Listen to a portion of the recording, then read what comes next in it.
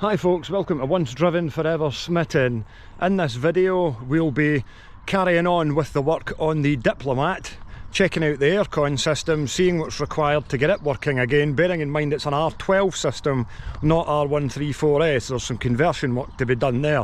Also going to be fitting cruise control to the car, adding some additives to the engine and taking it a good long run away down to Milton Keynes in England. So we're going to fire about 800 miles on this car in the next couple of days. So let's get to it. Back on with the Diplomat again. I'm just heading to my mate Brian's garage at Freeze Breeze. I'm going to sort out a couple of jobs on the car, including hopefully checking out the aircon system on it, because this car runs on the old style R12 and we need to convert it to R134A. So we'll see what happens.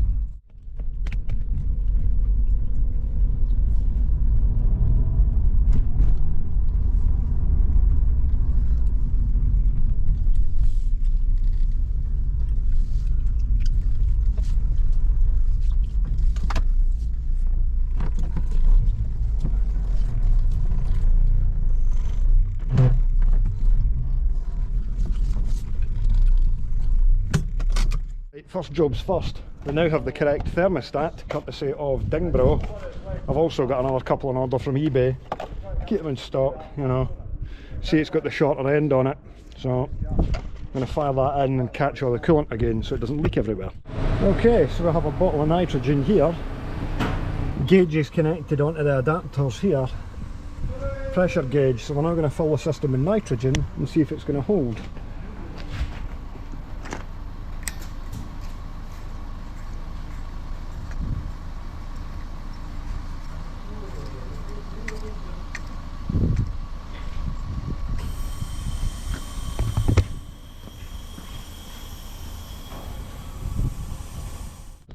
Right, so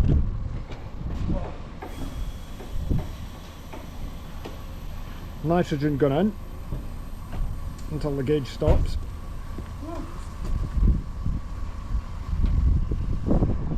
I can hear a literal hiss coming out it somewhere, which I think is the condenser.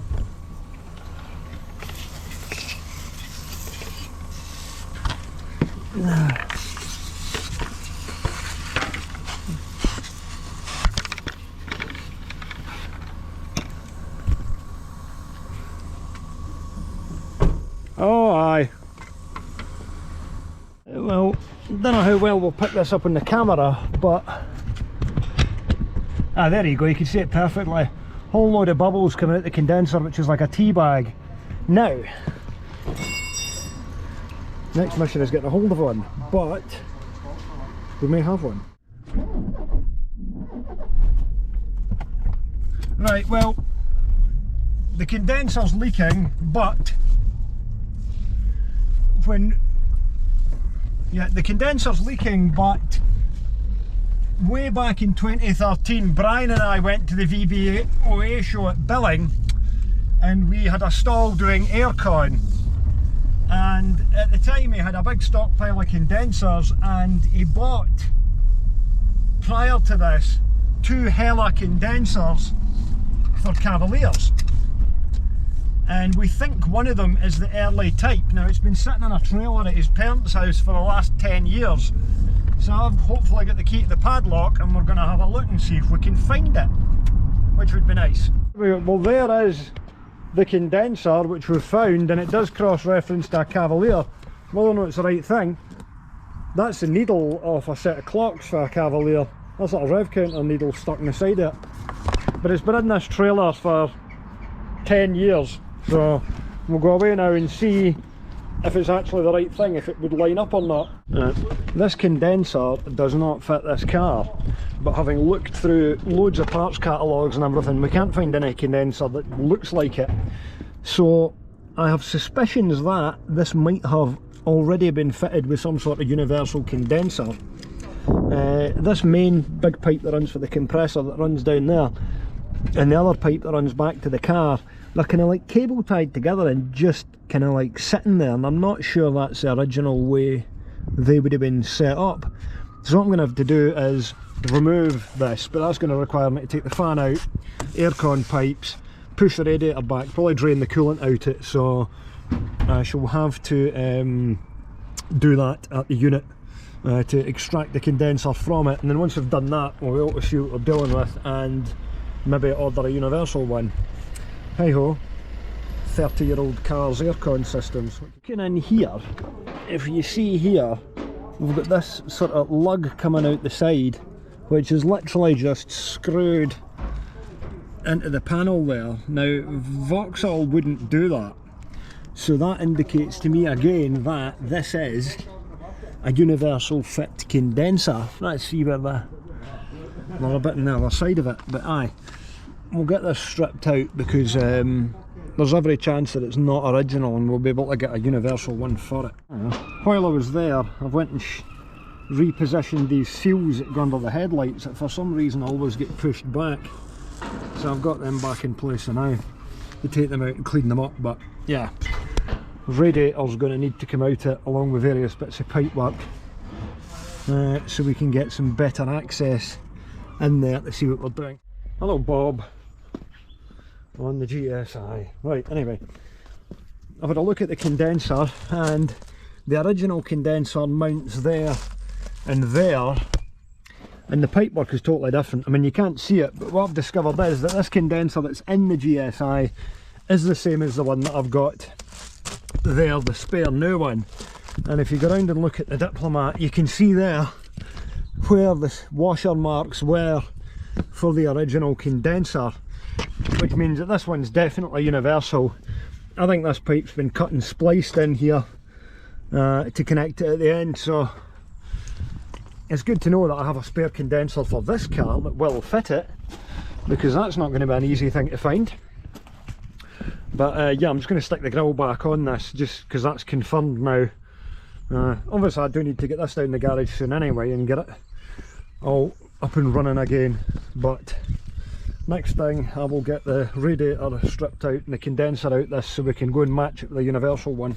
Okay, because our condenser has had the pipework altered and a universal one fitted in, under here I'm cracking the two pipes that go to it, so we've got a 22 and a 19 in the bigger one, and there's one behind it which looks like it might be a 19 and a 17, so I'm going to go ahead, crack these and split them, and then it's a matter of removing the radiator to access the condenser which is in front of it, because it's also like behind the slam panel and stuff. Just sit in there, nice. Excellent, okay.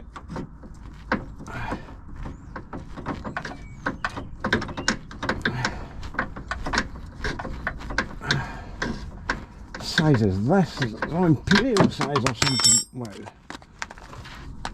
That's now going to come slack anyway, so that's good. Well, that took ages, but we've got the two pipes to the condenser separated now, so we can now work our way around getting it extracted. Right, next job, I need to remove this aircon pipe going to the canister which connects into the back of the compressor. The other side of it we've already disconnected. Reason being, this pipe's really rigid and I'm going to need to get it out the way to be able to remove the radiator, which will still be fairly tight. I wonder how it's going to come out past those power steering pipes. I guess okay once the fan's off. Good thing is this is slackening off no problem at all.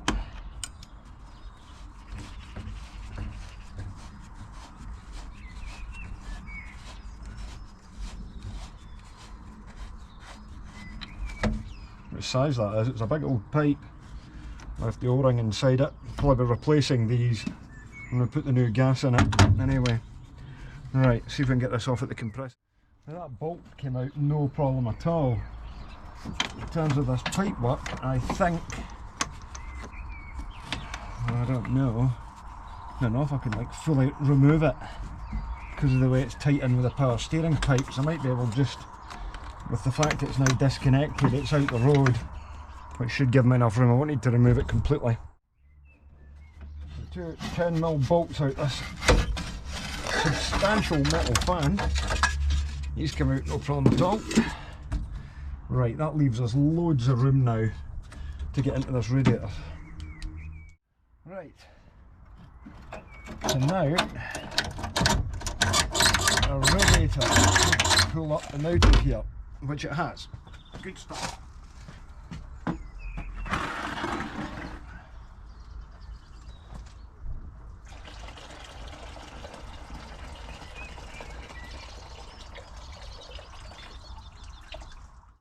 Now we have access to our condenser, and oh yes, this is indeed a universal installation.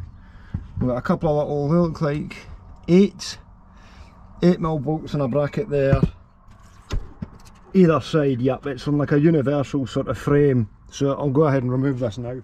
Right then, I have unscrewed the condenser and he's coming out.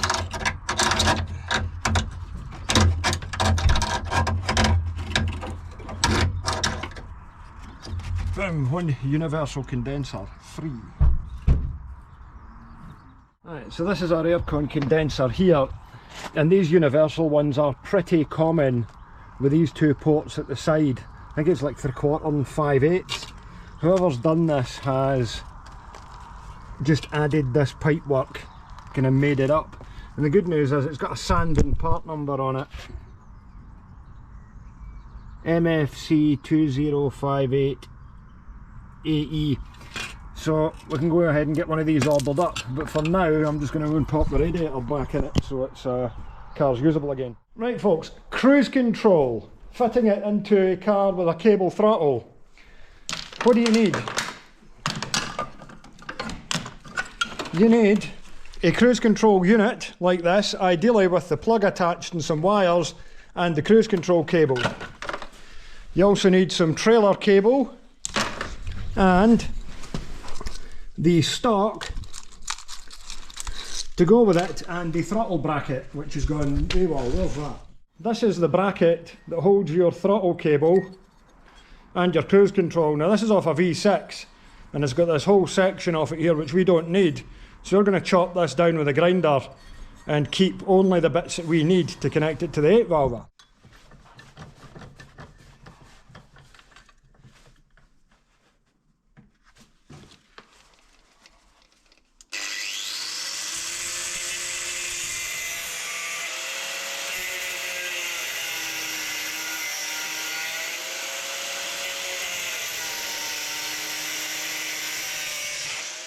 Oh. See, now I need to drill a second hole into the new cruise control bracket because the holes don't line up. So I've just clamped the original bracket onto it so I know where the hole is and just buzzed a hole through it there. So, sorted. So we can now fit this. Okay, so now I've got my bracket on, bolted in two places. I had to drill an extra hole there for the throttle spring. I've now got my cruise control cable routed in there, and it just slots over the top of the accelerator cable, which will then clip on top of it. With this cable, the cruise control unit I've got wedged in there at the ABS unit. I would like to get a bracket to put one there, but I don't have quite the right cable at the moment, so I might just sit it there temporarily. Now, for the next step, I am routing my trailer cable through into the car. So I have drilled a hole beside where the ECU goes through to feed it through, and then I'm going to pick it up inside the car because it diverts off partly to the brake pedal and then to the clocks and also to the stock. I'm just going to run it round the back of there so it connects up with the wires at the cruise control motor. Now I have now connected up, heat shrunk together all the wires from the plug on the cruise control unit into the trailer cable. And I have done this simply by matching the wires that I already have for the cruise control setup that was on Fab, the blue Cavalier. I will show you a diagram separately of how to do that and what all the wires do and where to go. You can join them up any way you choose colour wise as long as you get the combinations correct. Not to say that mine are exactly, you know, the only way you can do it. Right, that's that done now. I'm just taping it up with this nice loom tape that I have purchased. So now moving to inside the car, I have removed the dash clocks and I'll replace that rev counter face I've also got this central section out. I'll switch off the light now because I've replaced the little bulb in there which hides down the back. So yay! Now that lights up. So what I'm going to do here is I'm going to take this stock out and replace it with the cruise control one, which has got an extra wiring plug on it, which I will connect 4 of the wires to one of the wires, the trailer cable which has come through into the car. Right, the GoPro screwed up doing the cruise control thing, so I'll do a full guide on this when I fit it in the Corsa. But what you've got here is our wiring plug, which has 8 wires on it, which I'll show you just now. Right, on your wiring plug you're going to have a wire for power, which is black, brown, which is earth. There'll be the clutch switch wire, which I just put into the 12 volts because it's useless in a cable operated car. You'll have a brake light switch wire, and 3 control wires for your stock, plus the blue-red, which is the speed signal which goes into the back of the clocks or potentially to an ABS sensor, something like that. The only wire that's not used is brown-white, which I think is diagnostics, maybe something to do with automatics, but you don't need it anyway. I will do a full colour-coded guide on this, like I said, when I do the Corsa. Inside the car, under here, I don't know if we'll be able to see the brake light switch or not. Yeah, you can almost sort of see it up there, maybe. One of the wires splices into the black yellow on that, and then your stock here, you've got 3 control wires and 1 power wire. So I just connect the power into the black at the back of the clocks, which I also connect the cruise into. One of the wires goes to the blue-red at the back of the clocks for the speed signal pickup, and that's it. It'll all work. It worked pretty well going up and down the road. I suspect that the motor's maybe a little lazy, or the speed connection pickup isn't quite as good as it could be. But yeah, I'm delighted to have the cruise control in the car now. Now, I'm blessed with having a choice of cars at the moment. I was thinking about taking the Vectra down south, which is running very nicely, but I can't resist taking the Diplomat because I've now wired cruise control into it. The Omega needs a timing belt doing on it, which I've got a week off work to do next week. Corsa is insanely short geared. If I change the engine and gearbox on it and wire cruise into it, I would certainly use it. It's comfortable enough. But we are loaded up. I've got a couple of panels to drop off for Kenzo. Just going to leave the tools in the boot. And what I have is some Seafoam. I don't know if you know of this product, but it's been tested on eBay by some channels and it seems like pretty amazing stuff. I watched the video that Project Farm did with Seafoam, where they put it into this really old knackered Ford engine and it quietened it down, completely transformed it. So I thought, I'm going to see about getting some of this. It's an American product, but I got it off eBay no problem. Now, you can add this to the petrol and you can add it to your oil. And there's also another type that I've got which goes in via the intake, which I'm not going to do right now because I suspect it's going to create a lot of smoke. But it basically cleans all carbon deposits out, quietens down lifters and everything like that. The Diplomat engine is nice and quiet, but I feel it's like a bit tight. The cars had only done 66,000 miles when I got it, but I'd done an awful lot of short journeys in that time. There'd be a lot of cars out there with double the mileage that haven't lived as hard as this one does. So I'm going to add some Seafoam to the oil, and I'm also going to add it to the petrol. Now it says that you add 1 ounce per quart. Now a quart's 950 millilitres roughly. Cavalier's got about 4 litres of oil in it. So I'll add 4 ounces of this to the engine oil, and then I'm going to add the rest of it to the fuel tank, top it off with super unleaded for the run, and we'll see if it makes any difference. I've got another bottle of this as well, and I might use it in some, well, I will use it in something else. But yeah, interesting to see what it's going to do. Right, let's just check our engine oil, which of course we changed the other week. Oh, perfect. We are just, I don't know if you'll see that, we are just off the top marks. We've got the perfect amount of space for 4 ounces of Seafoam fluid ounces, right? This jug starts at 5 ounces. So if we go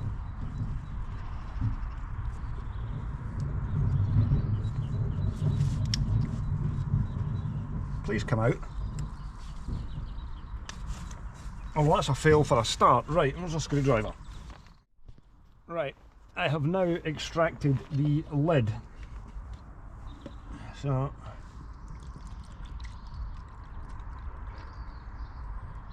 there we go, that's just below the 5. So that's about the correct amount that we want to pour directly into our crankcase. And you can see there's a fair bit of carbon around that cam. In you go. Oh, spicy. I'll show you the camshaft. Yeah, you maybe could see in there, but there's like definitely some residue and stuff in there. So we'll see what it does, if it loosens it up, cleans it out a bit, you know. I'm interested to see what happens. Right, now the rest of it will go in the petrol tank. I've just got to push the little flap down, because this has got the unleaded restrictor in it, because of course it's a catalyst car. So it reckoned 1 ounce per gallon, and there was 16 ounces in there, so I've put about 11 ounces in, so 11 gallons. A little on the strong side. Excellent. Now this is the other variant of Seafoam, and it's got this long straw on it, and what you do is you take the intake pipe off, slide it in there, and then you hold the car at basically 2000 RPMs and spray this in, and it'll work its way through the system. I've got a strong suspicion that this creates a lot of smoke when you do that, like Red X would do back in the day. So I'm going to do this at night down the unit, so you know nobody calls the fire brigade or anything like that. It might not, but I think it will. Anyway, we've got the fuel and the oil system additives in there now, so we'll do this at a slightly later date. Okay, done the oil and added the Seafoam. We've done the screen wash, checked the coolant, which is fine, and I've put a new terminal on the end of the temp gauge pickup there beside the thermostat, because that had broken off. And you see, so we're all good to go. Under here, I suspect I'm going to have problems with the washer jets, but I'm stopping off in East Kilbride to see somebody for work at a garage, and hopefully they've got an airline there and I can give them another blast out. In the boot, basically just taking all my tools, got the impact guns, trolley jack, big high-vis jacket, change of clothes, screen wash, water, oil. These are getting dropped off to a guy down in Warrington for Kenzo. I'm going to give him a shout, see where he is later, but we're all good to go in there. On the inside we're all rigged up as well. We've got the Road Angel, the dash cam, got my magnetic phone mount, got my radio receiver, second GoPro, cruise control. Yeah, we are pretty much good to go. Alrighty, the Diplomat is ready to go. Ah, or else you might have some. Yes, indeed. Ah, the Diplomat's ready to go. First stop, going to get some petrol, and then I'm heading through East Kilbride to see somebody for work, and then I've got 2 stops down Warrington way before finally heading to Milton Keynes.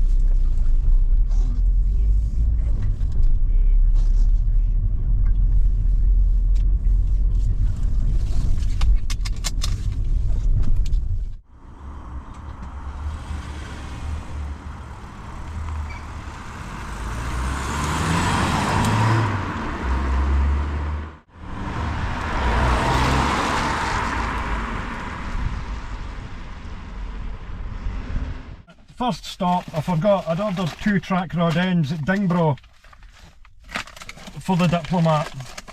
It's actually driving nice and straight since I've lowered it, but it's the original track rod ends that are on it, and if I want to get it tracked, that's not going to happen. Like, I'm going to have to take the arms off, put them in a vise and ease them all off. So a couple of nice Delphi track rod ends for it, and we will get to that at a later date. Right, now round the corner to Tesco to get some 99 octane. I wonder what price the fuel is. It's 141 for standard unleaded, so about 146, 47 for the super. Mount doesn't sit very well on that headrest. Oh, what's going on here? No diesel available. I couldn't care less about that. Pay at pump or kiosk. I can get right in here, can't I? Please, please, please. Yes! We've got the super. Thank goodness for that. Receipt not available. Oh well, we'll go into the kiosk and get some chocolate. In fact, I'll wait for this guy to move forward here. So, 40 litres into the tank. Gauge is pretty spot on in this. Better than it was in Fab latterly, where it was starting to under-read quite badly. But it was sitting above the bottom white mark, which is 15 litres. It was sitting just above there, so aye, good stuff. Right, over to East Kilbride now.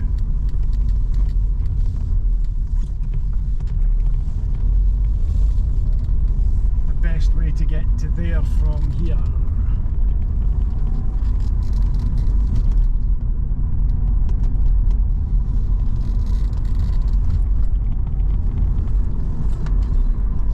Angel.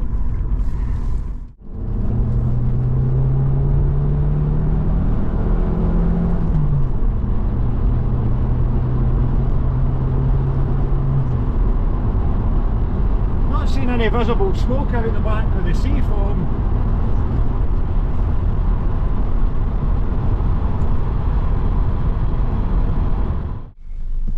Tell you what, it's running really nicely. I definitely think Tesco 99 is the best of the super unleaded. It's had 50 quid of V-power in it there, but I don't know if it's anything to do with the sea foam or the fact it's not as windy today or what, but it definitely feels livelier and a bit more responsive. The big difference though with this the 2 litre 8 valve compared to the 16 valve on the long gearbox, this does kind of tread water a bit in fifth because it's so long geared.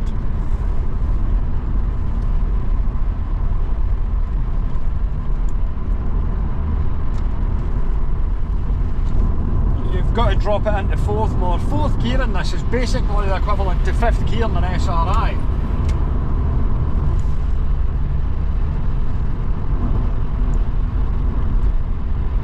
Oh, I'm up to 60 there. Definitely feels like it's needing less of an input on the throttle to make it go, which is nice, you know. It's nice when you've got a car that you're just gentle on the throttle and it's pulling away cleanly. Back on with my washer jets, managed to get access to a duster.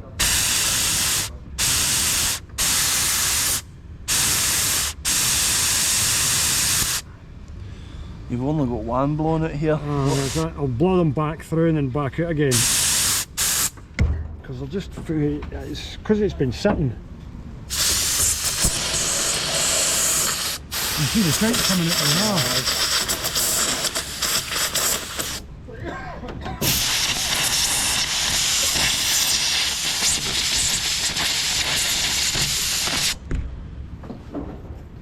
the need to rain again. It looks much better when it's wet. Alright, go on. Oh, you'll get there, that's brilliant.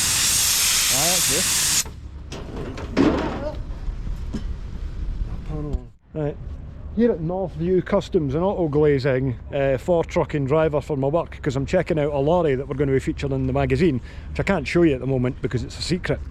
But anyway, I was talking to them and they can do roof linings and also windscreens. So the plan with this is going to be, once I get Le Cave, the black one on the road, I'll bring this in here and they can take the windscreen out it and also take the roof lining out it to repair it. because it's all fallen down at the top there, and get that redone at the same time. I've just blown the washer jets out again there because they keep blocking up.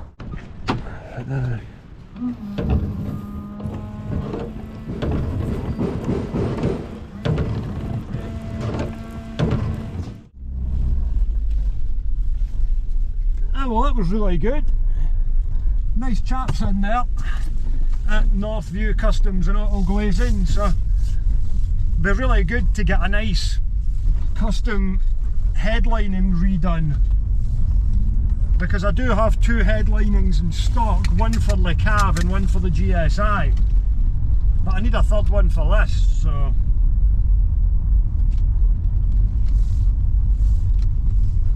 seeing as how nice I think this is going to turn out, I will invest in getting it done.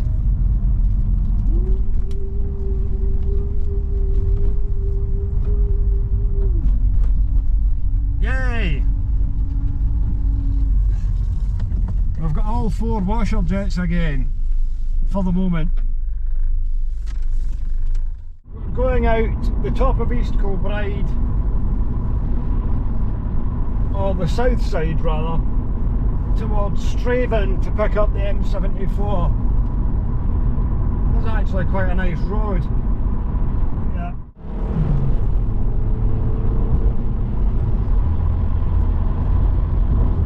No problem. Oh, rev counter's stuck again.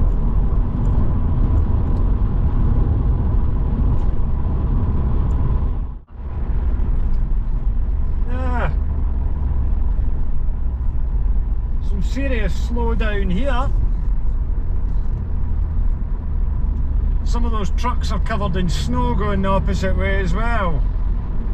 Interesting.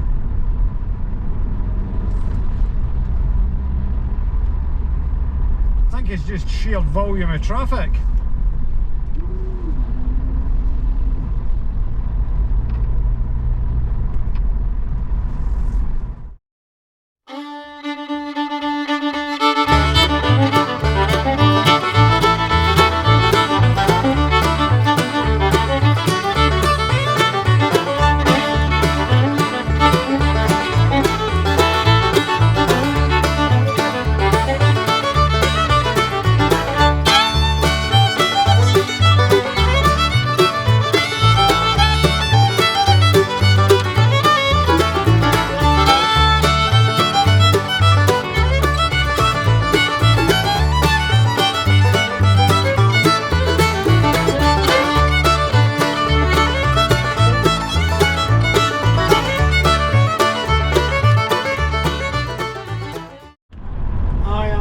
Just pulling off at Johnston Bridge Services because the back speaker's screwed up. I've got no stereo. Apart from that though, the car's running good. The cruise control's varying a little bit. I think it's because the connection into the back of the clocks isn't always the best one that you can take. If I could tap direct into an ABS sensor, then that would give me a better signal, because it's kind of, when it gets to hills and downhill sections, it's kind of having to vary the throttle a bit, and it seems to adjust its speed a fair bit, which is alright when there's nothing beside me, but if I'm in busy traffic I want it to be, well, not busy traffic, if I've got people nearby me I want to be maintaining a constant speed rather than going up and down.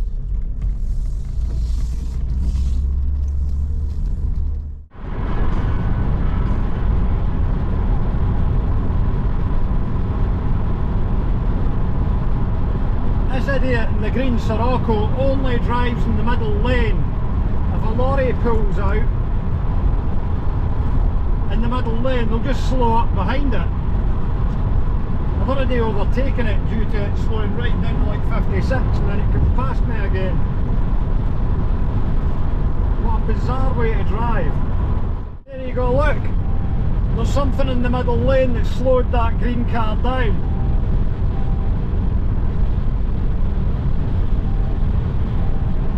So, a lassie chewing her fingernails. stall concentration or something down to like 60. She'll pass me again in a minute. Just passing Southway services on the M6 past Carlisle, and every single truck coming in the opposite direction is covered in snow. Well, there's been a good dump of snow here. If you look at the fields and the trees, they're all covered in snow. But the road's been well gritted, so there's nothing on the tarmac. But yeah, everything here, good couple of inches, all the trees, bushes covered in snow, signs covered in snow. So it must have been pretty heavy, but we've missed it all. M6 doesn't look particularly clever. It's saying an hour and 43 to do 83 miles. I've got an 8-minute delay in a red line, not that far down from here. Look at that, it must be into one lane, and then we've got some yellow bits before we're even down by Kendal, so I can only imagine that's been due to snow. Well, I don't know what's happened along here. It was saying 20 minutes and then it suddenly dropped down to 8. I'm going to guess there was probably an accident, although it does say roadworks. Oh, we are down to one lane. Just squeezed in there as the traffic began to merge.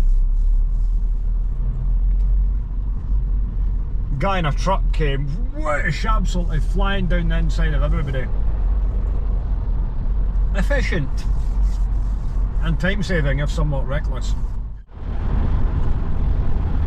Look at how dark that sky is. There's a lot of snow up there. Outside lanes completely out of commission here, covered in snow.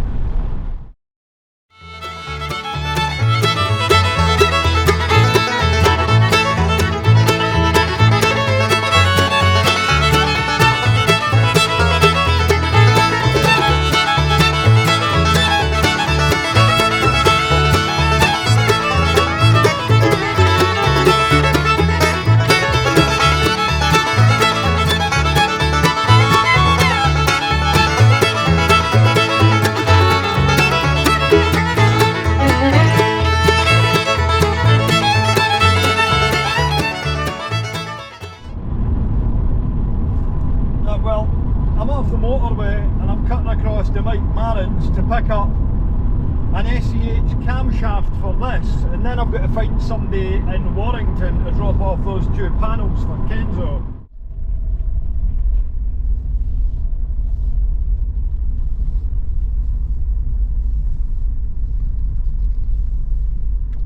I am almost at Mike's.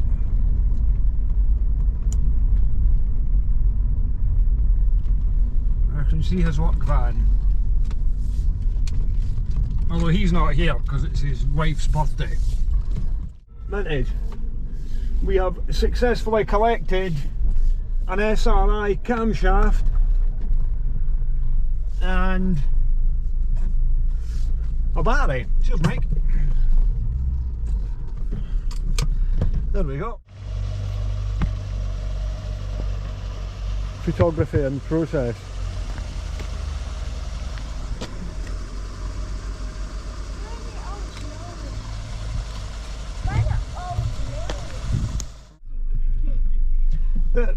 There we go, sorted. Transaction success. There shall be no more videoing now until I get to the travel lodge. I'm going to go down the A50 rather than go down towards M6 toll, because sod paying them for that, even though work can claim it back. It's a rip. In a bit.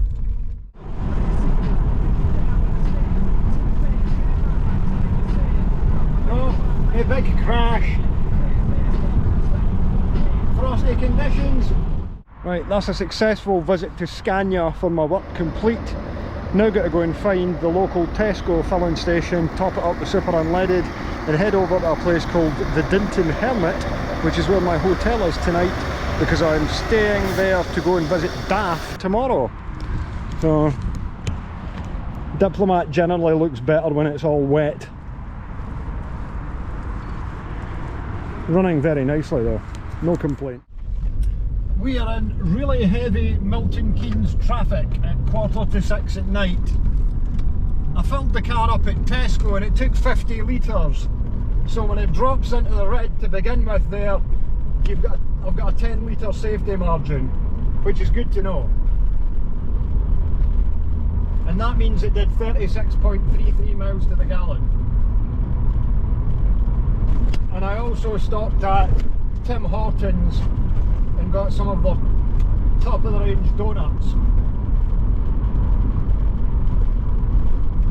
I'm a bit annoyed because I've got to go for breakfast tomorrow morning and I would rather just eat donuts.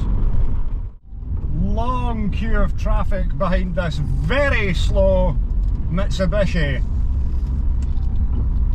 Dash cam slapped randomly high up on the screen.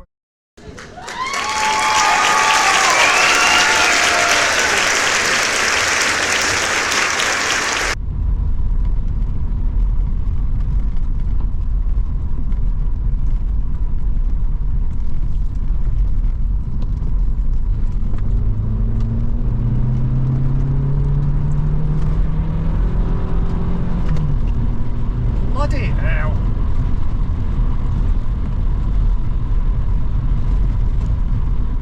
Well, that was a good drive at the DAF XD and the little LF. Now, because I have the afternoon free, I've got to go and meet somebody in Coventry at about 4:30. I'm going to head over to Milton Keynes because there's a Cavalier in the scrapyard there. Although we don't know if it's there or not now. We're going to go and have a look though. Nothing ventured, nothing gained. Well, unfortunately, the scrapyard where the Cavalier is possibly located, it's either a Bordeaux red or a satin red CD, which is of great interest.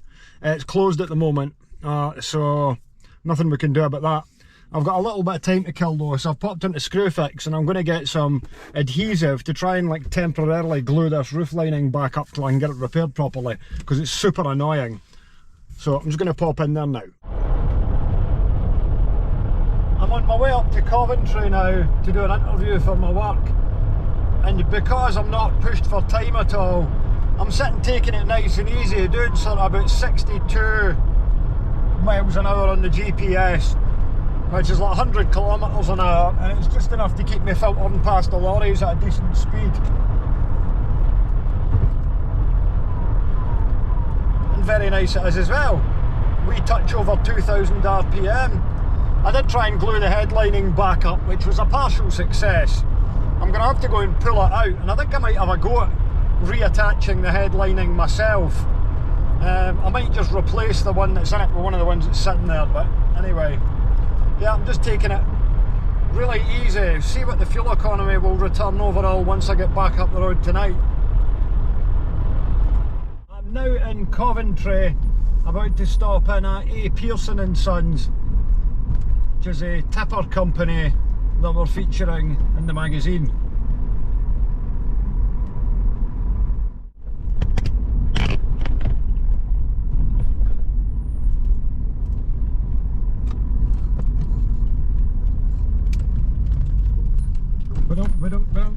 There we go, we are here.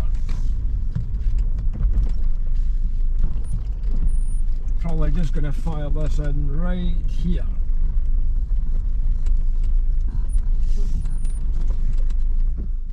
That was a good interview, nice to catch up with Ashley Terry Pearson. We've got a couple of Foden Alphas for sale. Anybody wants to buy a lorry, 8-wheeler tippers, Cummins engines, automatic gearboxes. We're going checking out our new Scanias as well, so there you go.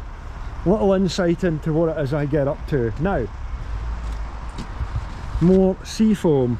I'm going to fire this bottle into the tank and give it some extra good cleaning on the way up the road, because I think it's worked quite well so far. It says you can double it up if you want to, so let's do that because the tank is pretty near full. Right, into the tank we go. Because we put half a bottle in last time and put half of it into the oil. So, full shooting match in this time. Good long run at motorway speeds all the way back to Scotland. Give the whole system a good clean out.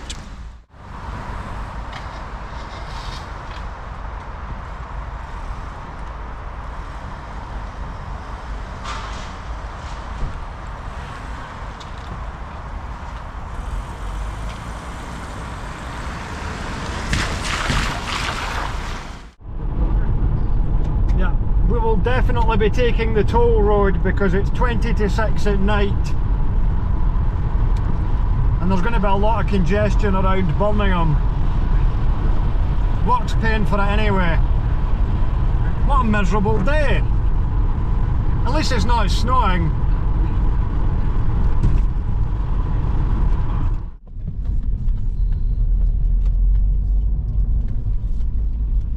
But hey, off the motorway at junction 13, 795 miles racked up, and I think the car must be nudging 40 miles to the gallon. Please turn right and go to Edinburgh. Yes!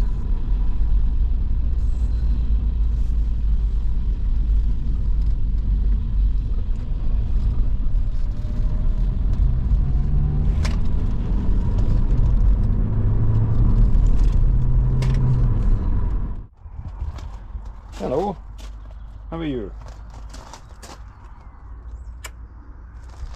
Right. Hello there. Right, Diplomat's back in, well over 800 miles racked up. It's now time to do a post-trip inspection. Started getting a bit of a clicking noise from the front side, so I suspect it's done a CV joint. I'm going to change the battery out it, and I'm going to take those LED headlight bulbs out and put the standard, well, up-rated ones out of Fab, the blue Cavalier, into them. The main beam performance of the LEDs is brilliant, but what I've noticed is that the main beam, there doesn't seem to be any notable difference on high beam, so I don't really like that. So I'm going to put these back in for now. Okay, so I am going to change out the battery. This is the one that I bought for it, which is a 510A, and this is a 750. I like to oversize my batteries. I think that one's a bit small for it. I wonder how it's going to crank now with a much bigger battery on it. Seems to be quicker. Anyway, this engine is so quiet with the seafoam in it.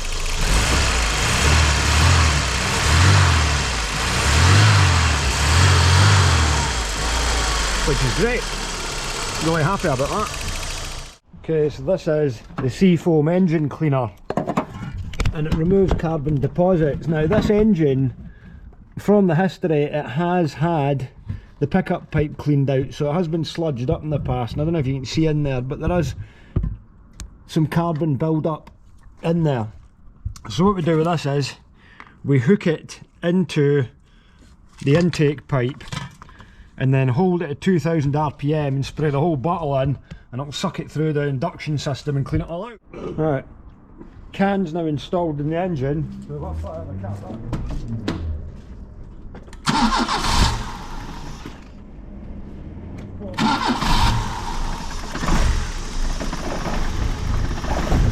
Air there, isn't it?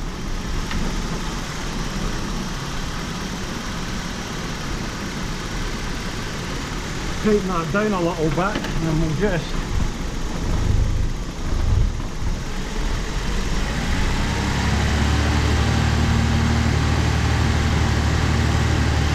revving that there.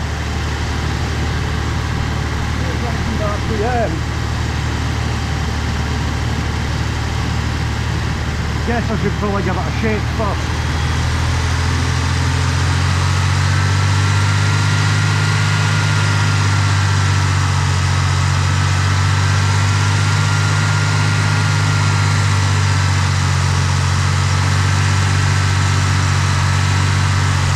And what you do is spray it until the can's empty.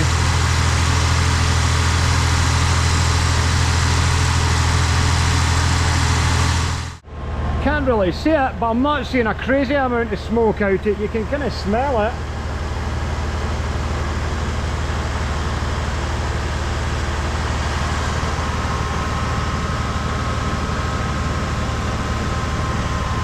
That's it all in, and that exhaust is spotless. Interesting. Just as a final note, looking in there after it's had the sea foam in it, you can't really see that, but I can see it. That is cleaner in there. That has removed some sludge and carbon deposits from in there. You can see the top of the rockers that the valves sit on are cleaner, and the camshaft's a bit cleaner as well. Nice one. Okay, the next step in repairs, I've got the door card off this door because this window doesn't really stay up properly, and as we can see, this has been like smashed open and like a couple of wires like soldered inside it maybe to try and get it to work again. And look, that's the other front speaker is completely what's that? What has caused that? That is bizarre. The one's out fab are okay, I'll have to get that one out of the door card, but yeah, unfortunately it looks like this is going to have to come out and get replaced with another one. I will try one of the ones out the scrap CD and see if it works when I plug it into that. But first I've got to replace these centre switches, which no, in fact,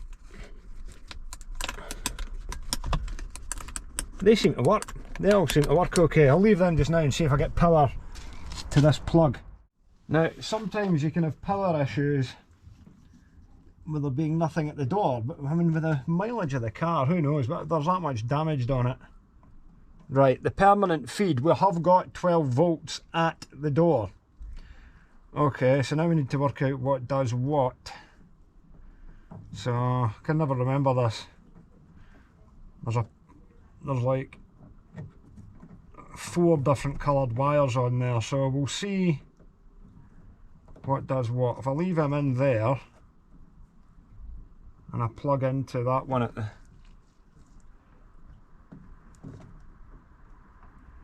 in fact, we'll just save time, we'll just go and get that other regulator. Right, temporarily plugged in there is the regulator from the scrap CD.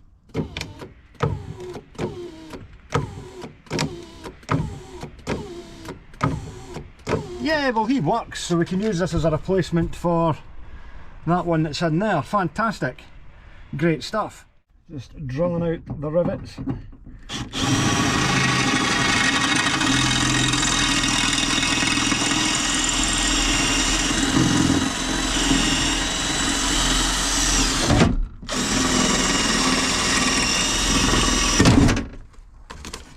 Yeah, that was the end of that drill bit then. Go.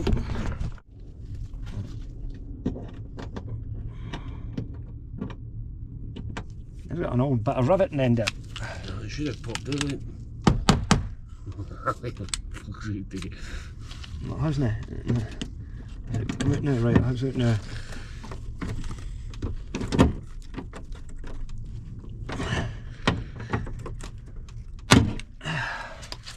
Riveted. So now we've got a working window on that side, so they both work in the front now at least. It also now has both the front speakers from Fab in it, because I don't understand why they were both wrecked, but I also have one of the door cards from the scrap CD because it's in much better condition, even though it's covered in cobwebs at the moment. All the little plastic rivets that go in the back of there are all intact on it, so I'm going to fit that now, and that'll make things quite a bit nicer.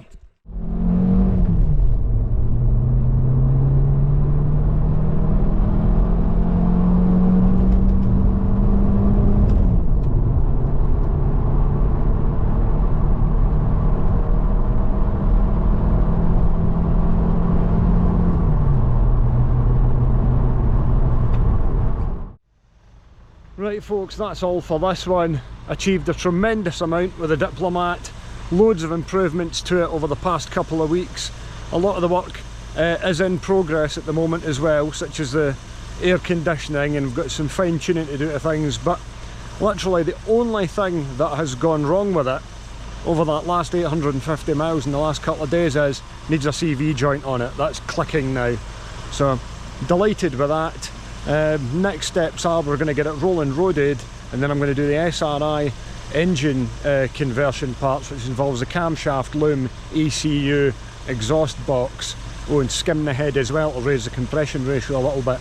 So it'll be interesting to see how it goes. It is performing a lot better with that seafoam run through it and a few tanks of Tesco 99.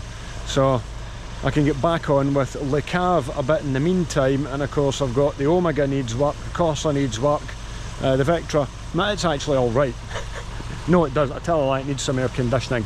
So anyway, catch you next time.